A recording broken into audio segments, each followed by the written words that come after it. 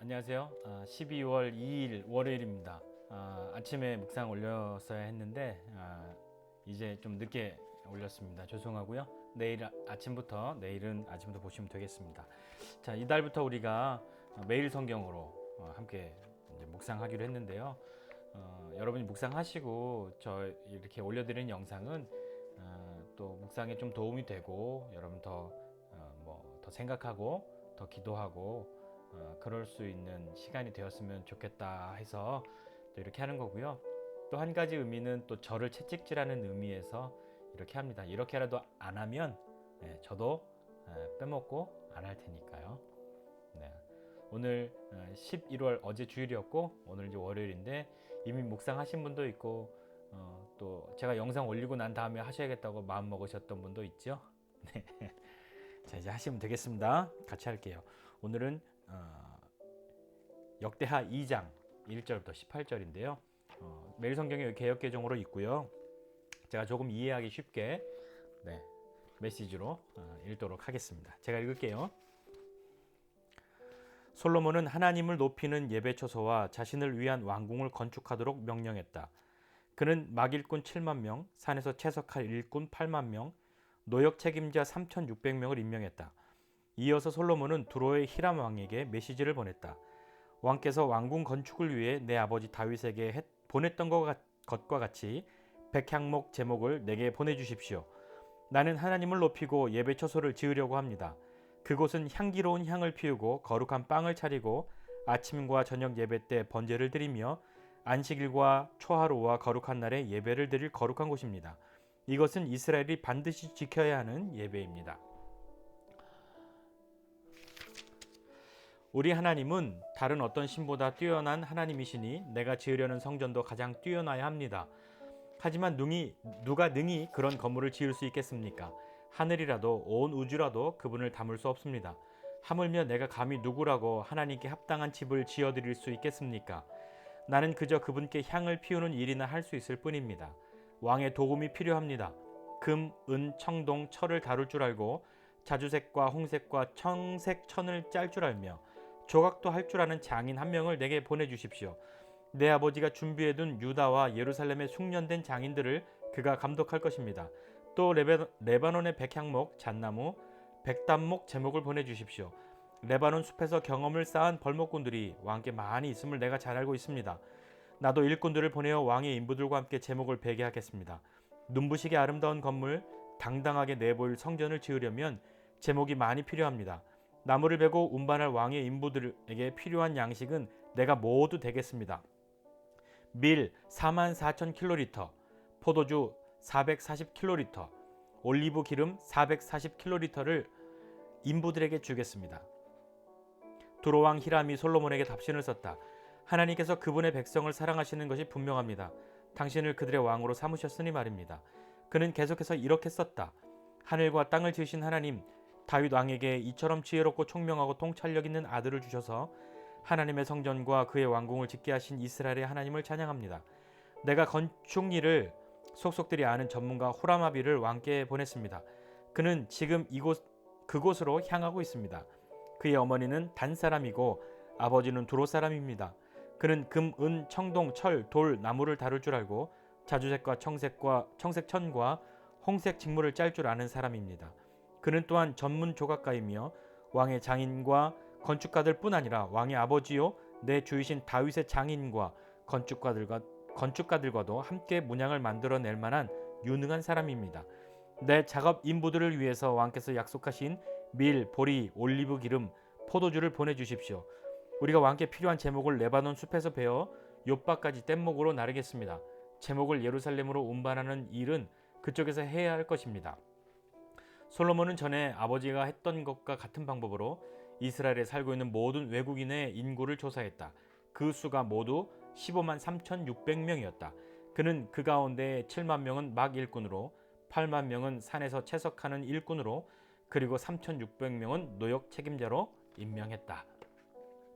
아멘. 역대하 2장을 다 읽었습니다.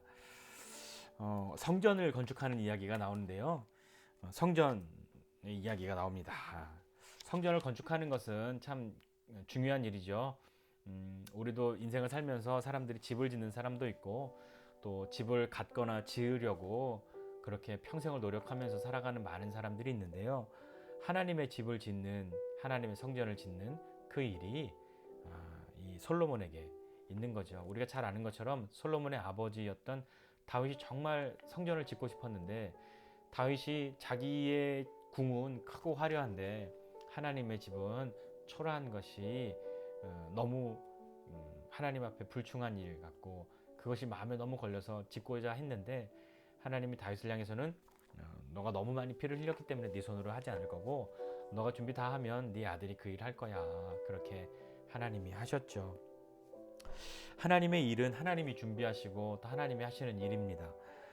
하나님이 준비하신다라고 하는 것은 하나님이 무엇인가를 이렇게 직접 만들어서 이렇게 주시기도 하지만 사람들이 그것을 준비할 수 있도록 기회와 능력, 시간들을 주신다는 말씀인 거죠. 하나님의 일은 하나님이 준비하고 하나님이 이루십니다. 우리가 준비해서 무엇인가를 이루어 드리는 것 같지만 하나님의 일은 하나님이 이루시는 것이죠.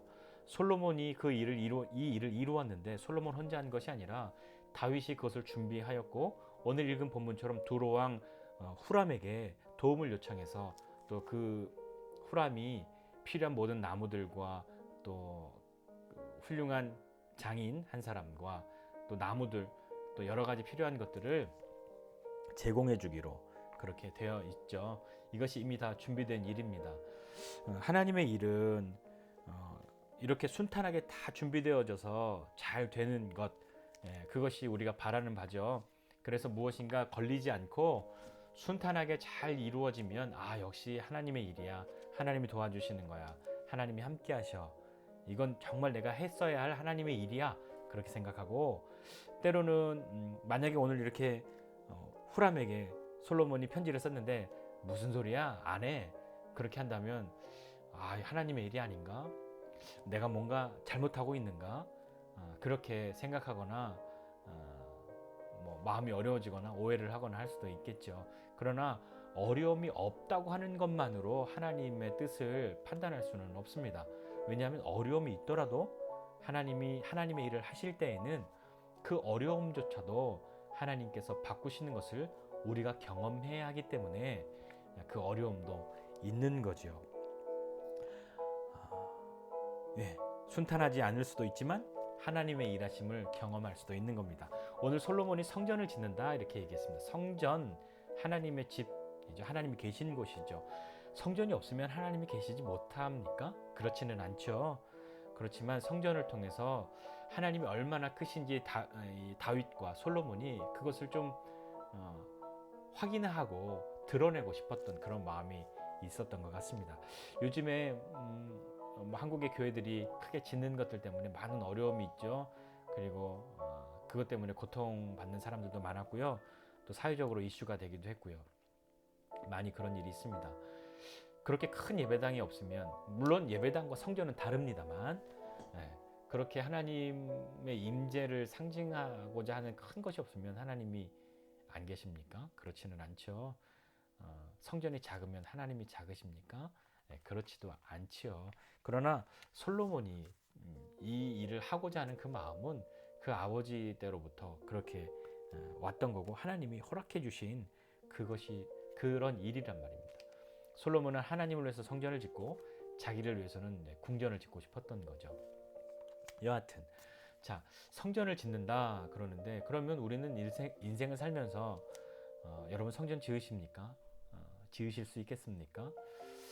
여러분 여태까지 교회 생활 하시면서 예배당 건축하는 일 물론 그것이 다시 말하지만 성전 여기 말하는 성전과는 조금 다른 의미를 찾을 수 있겠습니다만 그냥 보편적으로 우리가 생각할 때에 하나님이 계신 곳 또 하나님의 집 그렇게 예배당 성전을 짓는 그 일을 평생에 한 번 경험하는 사람도 있고 한 번도 못하는 사람도 있고 또 몇 번 여러 번 하는 사람도 있지요. 여러분은 어떤 성전을 짓고 싶으십니까?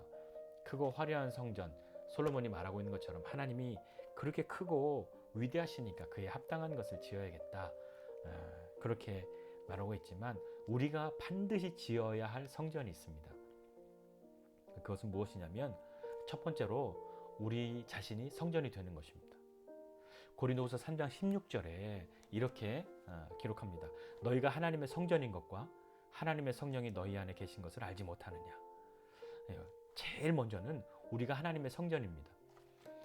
성전은 하나님의 임재, 하나님이 거하시는 곳, 늘 하나님과 함께 할 수 있는 곳, 그것이 성전인 것이죠.